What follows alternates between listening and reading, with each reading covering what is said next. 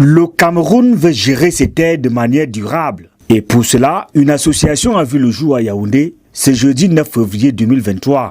Le forum regroupe en son sein des personnes physiques et morales qui ont une même vision. L'idée, c'est surtout d'accompagner les pouvoirs publics dans l'atteinte de la cible 15.3 des objectifs du développement durable qui voudrait que d'ici 2030, les pays aient atteint la neutralité en matière de dégradation des terres. Le pays fait face à la dégradation des sols. Il s'est d'ailleurs engagé à atteindre la neutralité en la matière à l'horizon 2030. Ainsi, il faut urgemment trouver des solutions. La chose la plus importante à faire maintenant, c'est de voir comment freiner cette dégradation et comment restituer ces sols à leur état d'origine. Et je me rends compte que le Cameroun a déjà une masse critique de personnes, d'ingénieurs, de professeurs qui peuvent effectivement nous aider.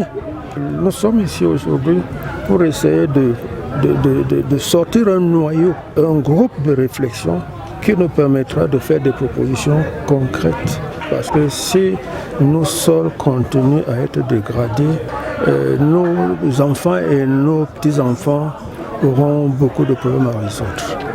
Et pour cela, il faut briser des barrières, notamment l'ignorance des populations, d'où l'impératif de suivre les hommes de science. Il y en a qui dégradent les sols parce qu'ils ne savent pas qu'ils sont en train de dégrader les sols. Quand quelqu'un se met à ouvrir 2 ou 3 hectares de forêt parce qu'il veut faire la banane plantain ou bien le maïs, il ne sait pas qu'il est en train de dégrader les sols. Mais c'est aux scientifiques de donner le ton en disant attention, si vous voulez faire telle chose, sachez que vous devez en compensation faire telle autre chose pour que le sol ne se dégrade pas. Depuis la tenue de la COP 15 en Côte d'Ivoire en mai 2022, le Cameroun a tout de même connu une évolution certaine dans la lutte contre la désertification. Effectivement, l'occasion de la COP 15 était bonne pour faire un premier bilan. Et donc là, sur une échelle de 4, le Cameroun était situé à 2. Et 2 signifie qu'il y a en réalité beaucoup de choses qui se font, mais qu'à l'heure où on faisait le bilan, on n'arrivait pas à capitaliser.